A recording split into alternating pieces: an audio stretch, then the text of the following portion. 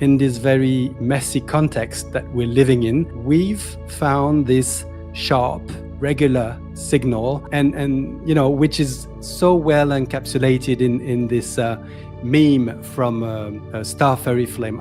Like inside the organization, we're trying to have like the least amount of rules and processes to make it run, in order to let like this chaotic behavior to reach its maximum potential. Basically, even if you have a really simple system, you can have very complex behavior and patterns that will emerge in just a couple of lines of code.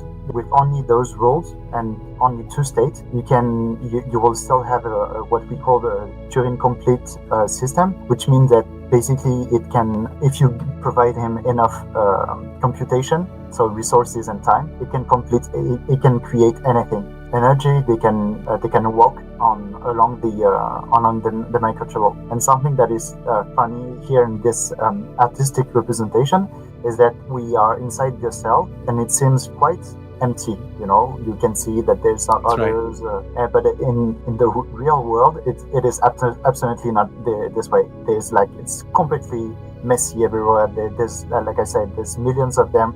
Those elements of chaos and order are obvious, relate to the cryptography aspect of Bitcoin. Yeah, it's on the course on the inner workings of Bitcoin wallets by Loic Pendule. Right. So there's especially one chapter in particular that I find it's completely relatable to what we just talked. Is the one on the use of the entropy. Hello, Asi0. Welcome to the Bitcoin Roundtable. How are you? Pretty fine, thank you, Jacques. Asi0, it's great to have you today. I think, despite the pivotal role that you're playing in Plan B Network, it might well be that many people have never seen your face, don't know you at all. Can you give us a brief introduction of who you are and especially the role that you're playing at Plan B Network? Yeah, of course. So my name is Asi0, as you said. I'm not really a public figure because most of the time my role involves that I'm more deep into the shadow and deep into below the sea level of all the things that we do at Plan B Network. And the reason why is mostly because since the beginning, I'm managing and I'm curating content and the format on how to format the content also for Plan B Network inside a GitHub repo. So basically, I'm the maintainer of it. Right. And also, I'm playing a role in all the organization. So you're in charge of basically ensuring this huge library that you've got on GitHub is properly structured and the content is sort of presented in a very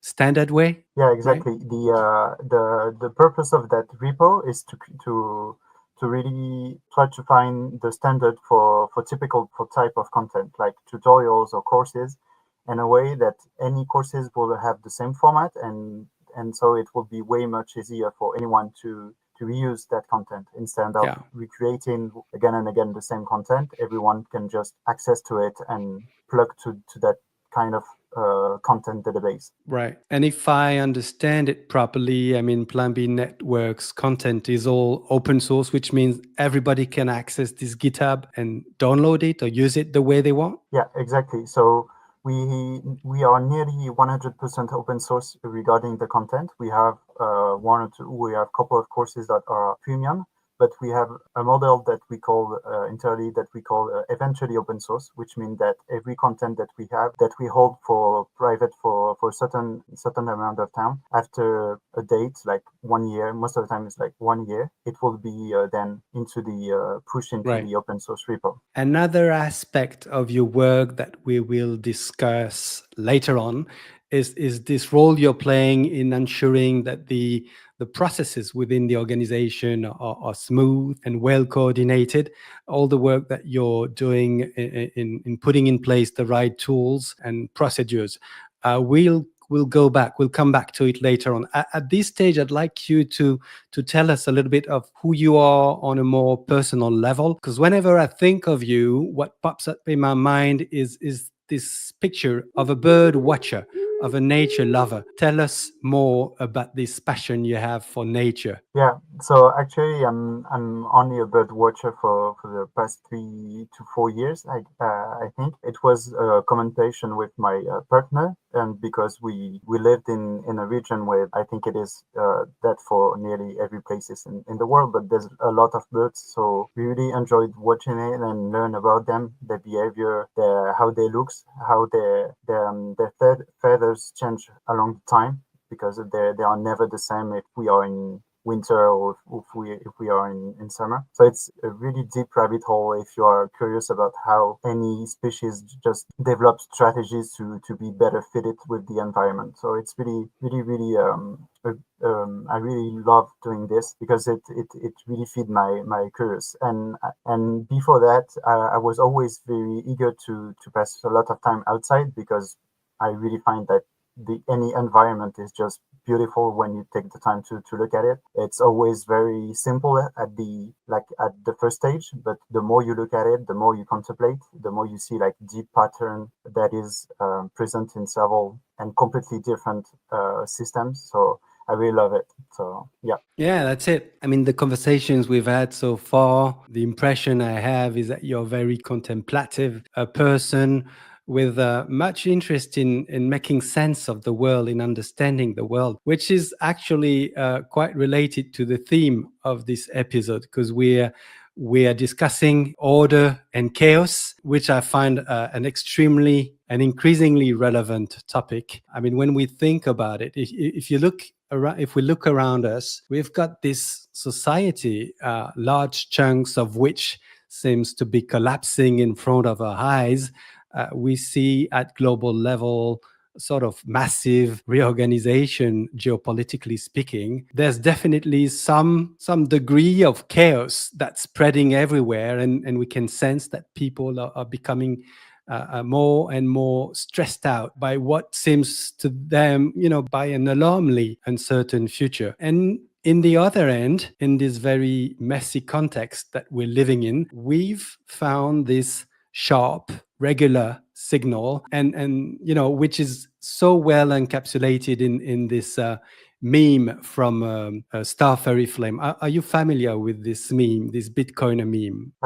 Yeah, I already saw this. I think it was via one of your content. So, and I really appreciate it. It's really a good representation of both of them because the world and the society that we live in, the civilization, I mean, is nearly by its nature, it's really chaotic and disordered and have phases between order and disorder, whereas Bitcoin in its inner working is really regular and really a good countermeasure to this uncertainty of the world. So yeah, I really like this way of visualizing the Bitcoin. Yeah, I think it was perfect to really, as you say, illustrate this confidence that we have as Bitcoiner in relying on this very regular signal, which is a source of trust, of hope, and we do grow kind of a rock solid conviction that Bitcoin will help us stay on course and navigate this very troubled times that we're going through. So we have also, I'm sure you're familiar with these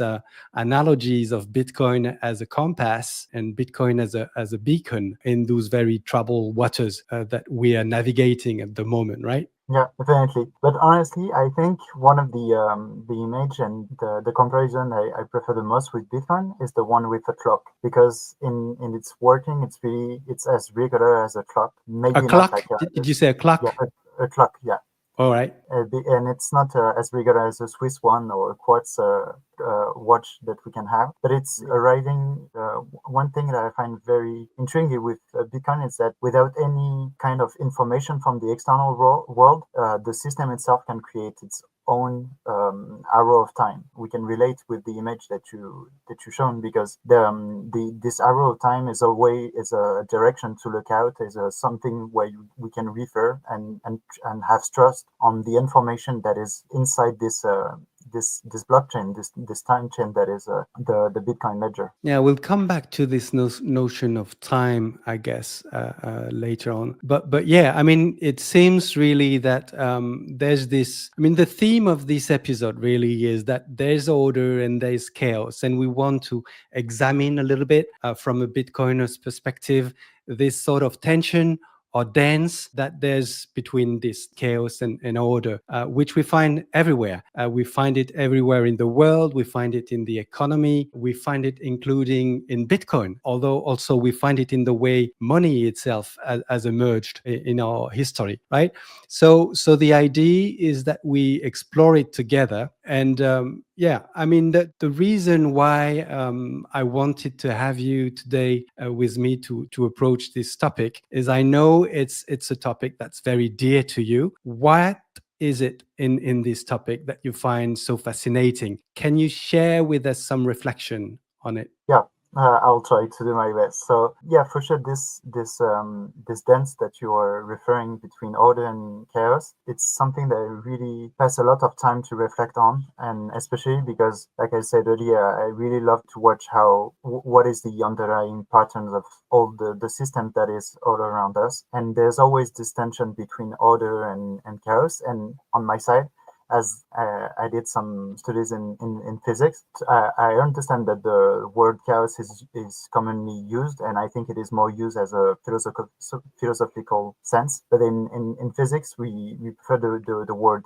disorder as the Right. symmetrical of order. And disorder is more close to randomness also, because chaos in itself is more related to be sensible to the initial condition, like a slight change in something can change completely the course of the trajectory of your system. And but here in the film, yeah, it's really this relation between disorder and order, randomness and ordered information is really powerful, because it is really via this emergent pattern that the whole complexity of the world appears, like in at any scales of the world. So it's very fascinating. That's it. I mean, I remember a couple of decades ago, I had probably just finished my PhD, and I read these, pop science books on chaos theory, and that was my first introduction to this dance between chaos and order, and these pictures of flock of birds flying like so graciously, so unpredictably, but in such a coherent way. For me, it was like a divine experience, really. It was, for me, that's just the beauty incarnated. And so the first company that I established, that I funded, I used as a logo this butterfly from Lawrence, which, correct me if I'm wrong, is sort of the illustration of the order that is implicit in the apparent chaotic dataset of rainfall patterns in the UK or something like that, right? Yeah, he put his finger on chaotic theory, because he was doing some computation nearly by hand, and with a very, let's say rustic, primitive. Thank you. Primitive calculator, and each day at the end of his workday, he had to truncate his number. And when the next day he started again with this number, he saw that he got completely different trajectory from what he got the past day. So he thought that there were problem underlying this, and he just he tried to describe it with a very simple system. It's a very simple system of three equation, I guess. And when he solved that system, he saw a pattern emerging in the trajectories of the system that looks like a butterfly. And this is why the butterfly reference comes from. Butterfly effect, yeah, dependence on initial conditions, right? Yeah, exactly. Because that butterfly of trajectories, you can see that if you just start at a point that is slightly different than the one that you already did, then you get a completely different trajectory. But nonetheless, if you take some distance with it, you can see that even though all the trajectory are completely different based on your initial conditions, it will still be contained in a very structured way. Yeah. And I find this extremely reassuring. What I understand is that, this, as you say, this boundary between order and chaos, or order and disorder, is not so clear cut as we might think. It has to do with perception, our ability to actually discern those patterns which are implicit, which may be hidden. In the case of the birds, we can see it, but if you're in an insect, a living being with a different perception, you might not see the order that we witness in this flock of bird. And the interesting thing, and here I'm sure we can learn a lot from your scientific research, is that this order is actually present, not only omnipresent everywhere in the cosmos, but also at each and every scale of organization of the matter, right? Yeah. So in physics, most of the time, what we use to measure this level of order or disorder is a quantity that we call entropy, and I'm sure that most of the people already heard of it. And it's also a reflection of the quality, let's say, of the information that you got in your system. But there's something that is particular, is that even though we are quite sure that the extreme, like a very, very high entropy state and a very, very low entropy state, will have absolutely no information, the range in between is really blurred. There's no like fixed frontier between something that is ordered or something that is disordered. So, and this range, this blurry range, is where the subjectivity of the agents, let's say, of the world will try to define meanings, and will try to extract meaning of the system, and try to increase the complexity of it. I think this is why it is present at nearly all the scales, is that because you having the right balance between order and disorder will make there will be some emergence of complexity, and the complexity itself will most of the time be self-replicate, like it will try to maintain its state or increase its complexity also, but it's always limited in time, of course. Does it relate to this video that you shared with me, Le Jeu de la Vie, the game of life? I mean, I'm not really familiar with all this notion of entropy and everything. For some reason, it doesn't really penetrate my brain. But you've got this simulation that you shared with me. Do you want to comment in, or what is it? What are the essential insight that we need to keep from this video? Yeah, for me, what is very insightful with the game of life, so it's a well-known mathematical creature from a mathematician called Conway, is that a very simple system, even if you have a really simple system, you can have very, very complex behavior and patterns that will emerge, because everything that you see here on the screen are only originated from two states. So a cell, so it's a point of the inside the grid, can either be what we say alive or dead, so 1 or 0. Mm-hmm. And each turn we will, based on only 3 rules, dictate what will be the next state of the grid. And those three, I think it's 3 or 2 or 4 rules, but they are very basic. Like it's one for replication, one for overpopulation, and so on. It's really simple rules. Anyone can program this game in just a couple of lines of code. Yeah, it's really simple to write as a program. Like it's most of the time it's one of the first program that you do when you want to learn a language, because it's quite easy and you get insightful. You get beautiful visualization like this. And the thing that is really intriguing is that we find it really fast that with only those rules and only 2 states, you will still have what we call the Turing complete system, which means that basically it can, if you provide him enough computation, so resources and time, it can create anything. So it can even replicate itself, and all. This is one of the things that I find it way to study this kind of system. You really get a sense. I really get a sense of vertigo when I'm looking at it, because it's so deep into the complexity with just simple rules, and it's based on That's a it. type of system that is called a cellular automaton, and Yeah. it's really present everywhere. This type of I think system. it's indeed a nice demonstration. I mean, it looks alive. It definitely looks alive. It's growing in complexity. It's evolving. It's drawing shapes that are beautiful, elegant. I'm sure there's some degree of efficiency in the way the thing is developing. So there's a lot that relates to organic life. So indeed, and that all starts with a few rules and a few instructions to follow, right? Yeah, exactly. But one point is that you mentioned the efficiency of it, and this is something that is quite funny, because it seems maybe efficient, but it is absolutely not. And this is something that is really funny with, let's say, emergent system, is that we have really simple set of rules, but the efficiency of itself is not very high, because if you have to be resilient into for your environment, or Right. resilient in the general sense, you have to have a lot redundancy in your Yeah. system in order to be resistant to that to the Yeah. noise of the outside, basically. Yeah. Can you tell us about this this video is something you shared with me, which is absolutely stunning.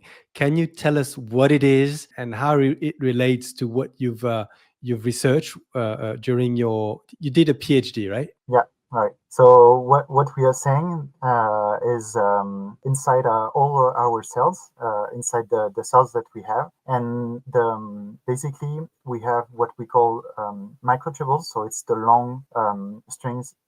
There's like millions of them inside a single cell, and they are showing the structure, the inner structure of the cell, but also they are serving as some kind of highway, because the cell itself needs to move around proteins from one spot to the other one, to another one. And life, basically, just a way that has been found to make this happen, is just to have other proteins that are specialized into this displacement of bundle of proteins, and these proteins are capable of attaching themselves to these long microtubules, and then using energy, they can walk on along the microtubule. And something that is funny here in this artistic representation is that we are inside the cell, and it seems quite empty. You can see that there's That's right. others, but in the real world, it is absolutely not this way. It's completely messy everywhere. There's like I said, there's millions of them inside the cell, and also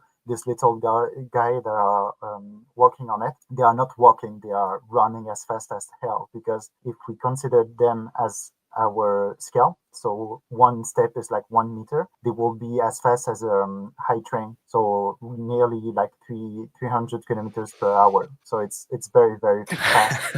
They are running so fast on this It's microtubule. amazing. Yeah, It's it's amazing, really and what I get from it is okay. It's splendid, so it's just amazing and just shocked by the beauty of it. But what I get also is that the more we develop the tools of observation, the more we expand our capacity of perceiving, a perception capacity, the more we realize how everything is so well organized and structured. Really down on me.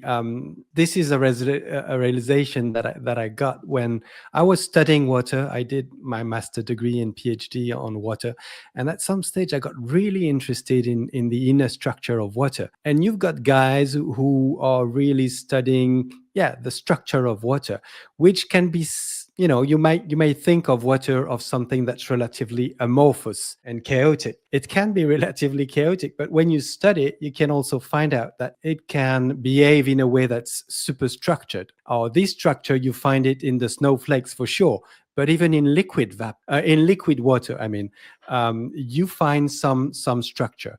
And the more structured the water, it seems the better it can convey information of all kinds. That could be energy current from the cosmos or artificial current. That could be any kind of information, it seems. So 15 years ago, it was still relatively heretic science, but increasingly that sort of understanding is becoming mainstream. And I'm fairly confident we will witness interesting technological development based on this inner structure of water. Anyway, what is now clear to every viewer is that Asi0 is a nature lover and is really obsessed with understanding the inner functioning of life at the micro level and at the most cosmic level. So it's like an existential quest for you. And what you told me the other day is that this is pretty much what drove you to Bitcoin, is to how to understand. Tell me, you try to understand how this apparent living being is operating, or what was it? Yeah, initially it was very from a practical reason, because I was trying to find a way to save without trusting anyone. And at some point, I stumbled on that information that Bitcoin is apparently able to do that. So I was quite intrigued by it, because it was for me it was quite impossible to do it. Otherwise, why we wouldn't do it? And I was absolutely not aware of all the previous attempt to do digital money or private money. So it was really the first time I was looking at this type of object. So, but like most of the time, when I'm looking at something that I don't really understand why it works and how it works before why, I took a book and I just deeply studied it, and I'm studying from the economic point of view, because I'm less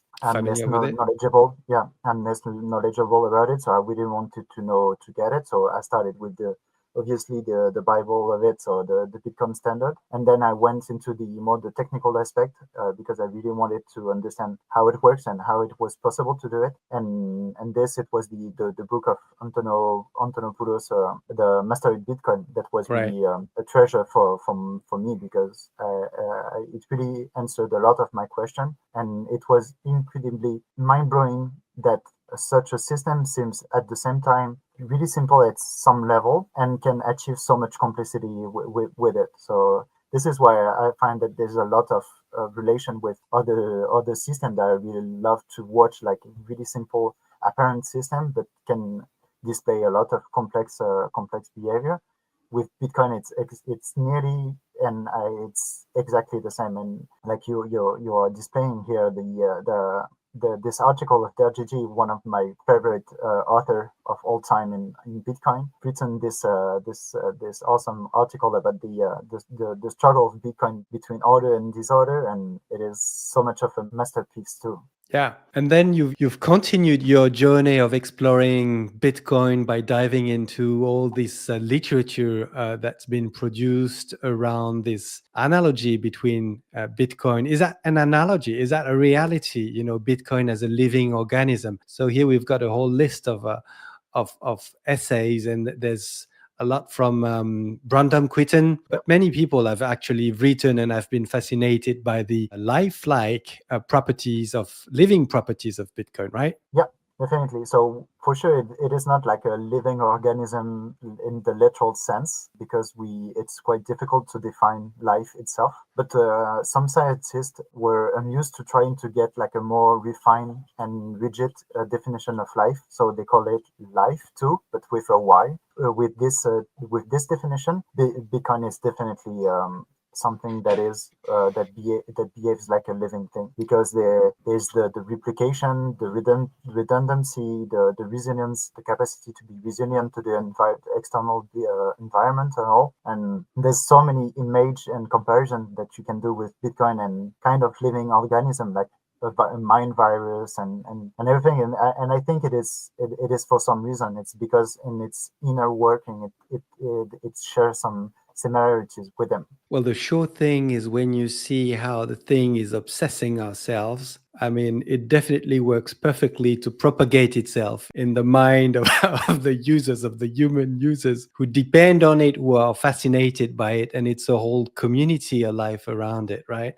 That sustains it and benefits from it. So I guess you call it saprophytism, that sort of of mutual reciprocal relationship, mutually beneficial relationship between the humans and the Bitcoin mechanics, right? Program. Yeah. Now, if we shift gear and we look at your work at Plan B Network, we can probably say that there's also quite a bit of a tension and dance between order and chaos in the organization, in the way it has grown, in the way it operates on a daily basis. Can you tell us about this? How does this tension between order and chaos manifest in the organization? Yeah, so most of the time, I think, and it's quite similar to nearly all organization, the disorder come from the external environment. Like we can have a lot of new things that appears, new opportunities, new things to produce, new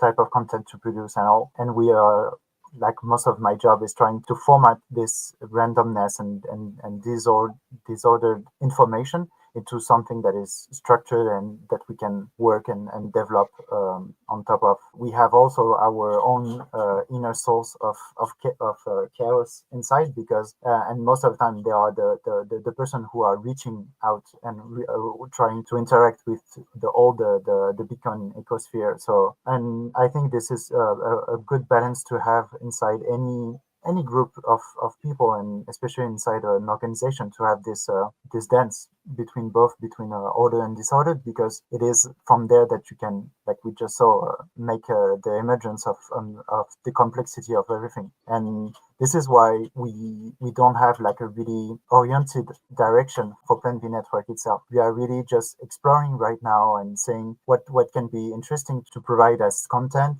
but also as any project, what can be helpful for the whole community in order to facilitate the education at large scale. That's it. You need to be creative and produce new sort of content that may appeal to the newcomers, to the public.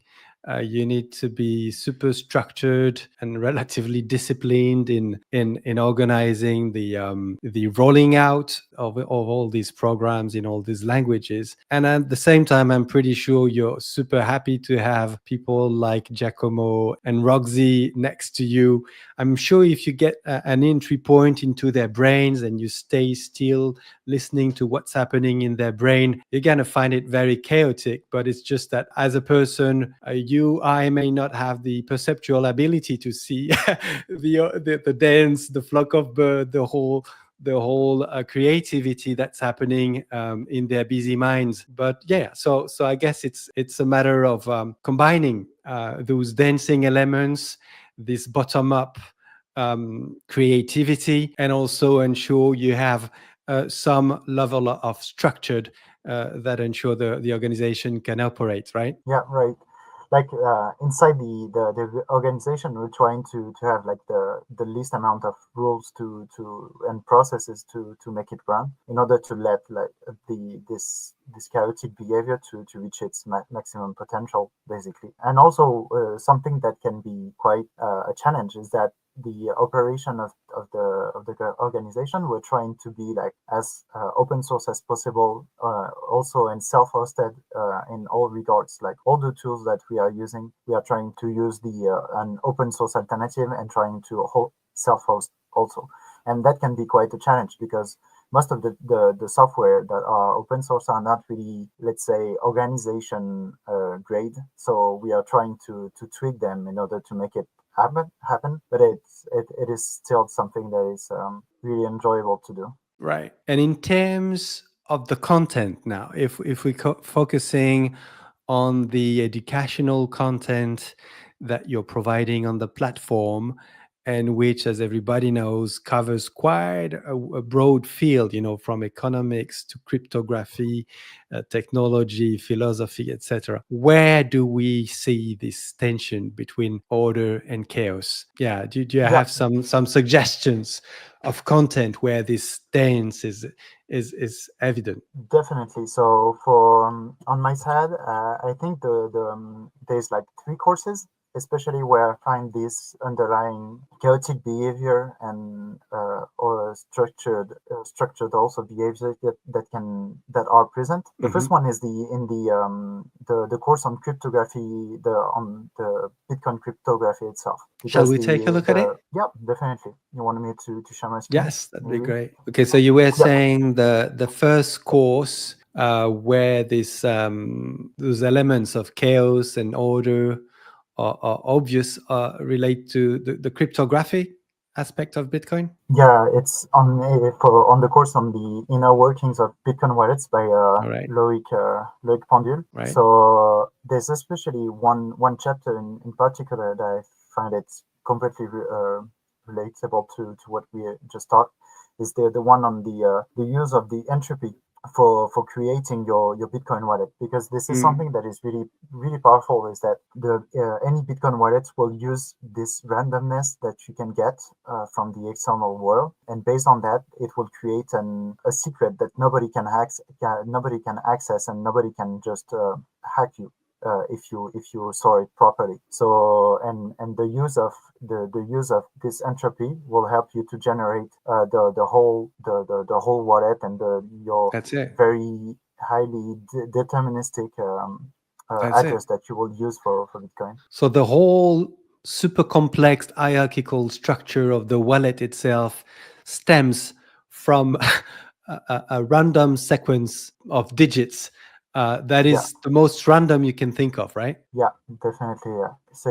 So there's this one, and then another course that I was thinking about was the one on the origin story of Bitcoin itself, because there's something that is quite interesting with a complex system, is that most of the time they display what we call a path dependence property, is that the characteristic will highly depend on the path that they took in the past. Right. And I think Bitcoin is definitely has definitely that property too, because the way Bitcoin has been built and designed can only emerge if all the previous attempts from many people in the past decades have tested on their own and failed at some scale. Right.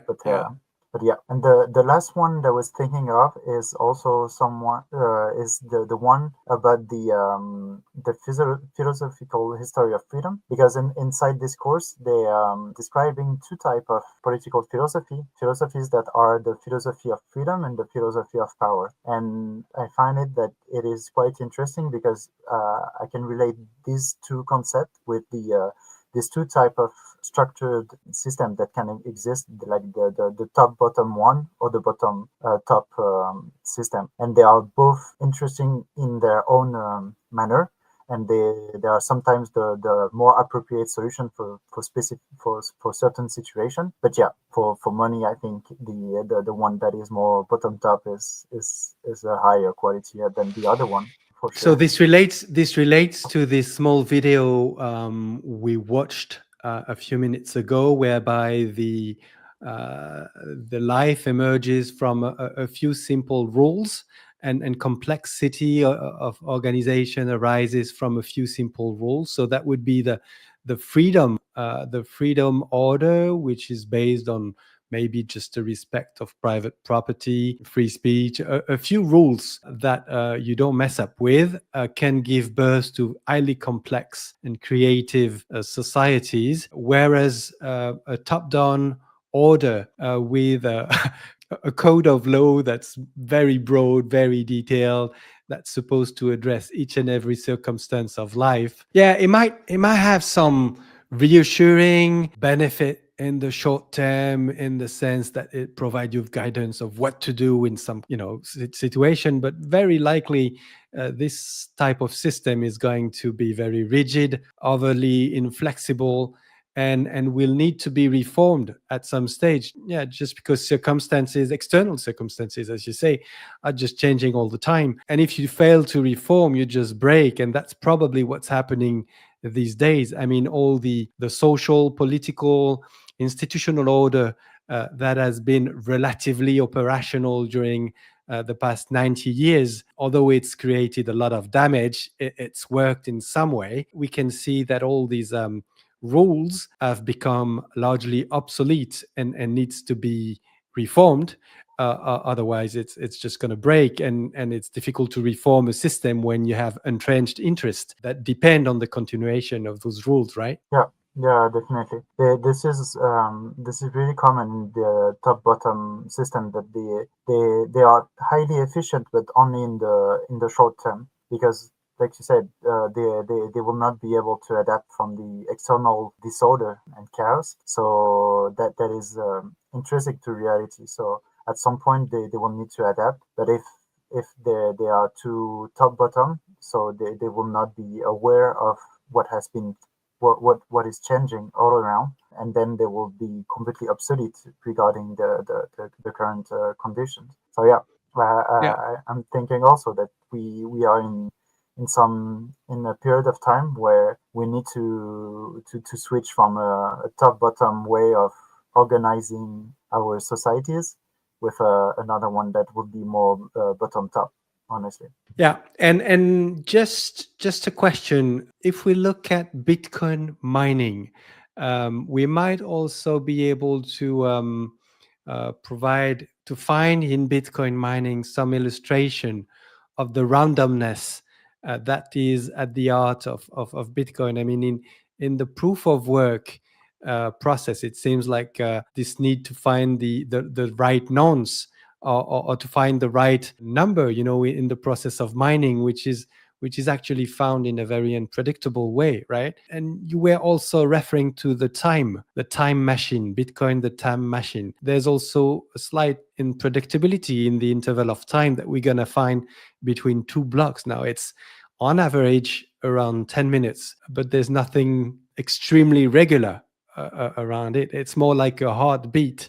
It's not like a mechanic clock. It's more like a heartbeat that's adjusting to various circumstances, right? Yeah, yeah, and yeah, I think the working of the blockchain itself, the time chain of Bitcoin. I think this is one of the area of Bitcoin that is the most that the resemblance with the living system is, because, like you said, the mining process itself is just searching for randomness and searching inside randomness the right number in order to find the next block, and the block itself, when it has been found, it is not like completely disordered to something ordered.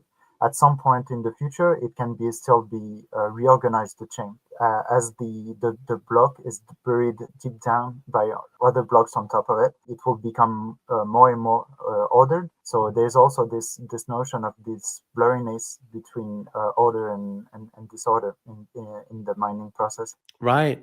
Excellent. I think this provides us with a good sense of all the contents available on the platform, where we can see this tension between chaos and order in Bitcoin, in the economy, in the emergence of money, in the philosophy that the humans are living by.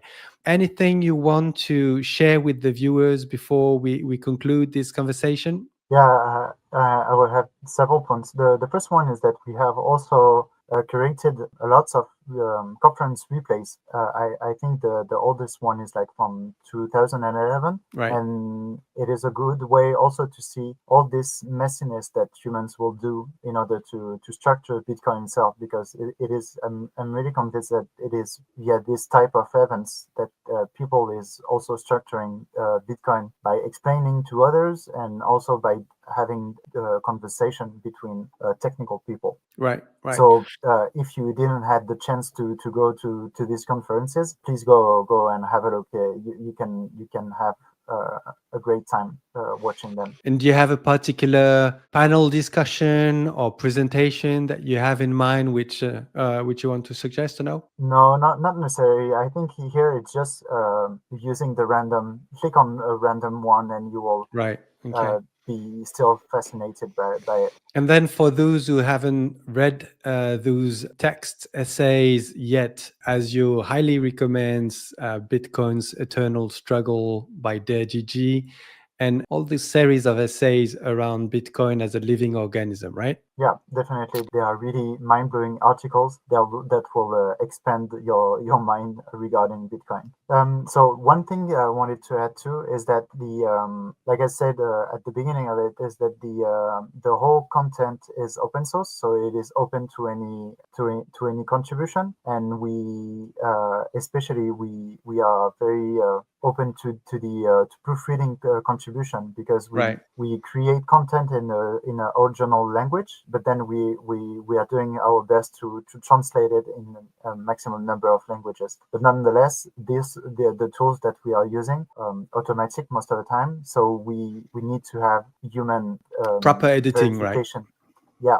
And just verify and proofread it. And what we are trying to do as some incentives is that we reward people that are doing the proofreading in sets. So if you want to earn some easy set by learning and what's and the rate? fun, it really depends. It depends on the language and the difficulty of the content too. And everything is on the GitHub repo, and we also have a Telegram group. So feel free to reach out, and you will be welcome. Right, excellent. So everyone, including all the Indonesian, in this episode, we're talking to all the Bitcoiners in Indonesia, Bali. I mean, there are so many languages over there. I'm sure there are plenty sets to be made in editing the courses in all those local languages. Asi0, many thanks for your time, for sharing your insights with us. I wish you and all the Plan B team all the best for this year. Keep surfing this mighty wave between order and chaos, and keep delivering the beautiful and so instructive content on the platform. Thanks a lot, Asi0, and see you soon. Bye-bye. Thank you, Jack. Bye.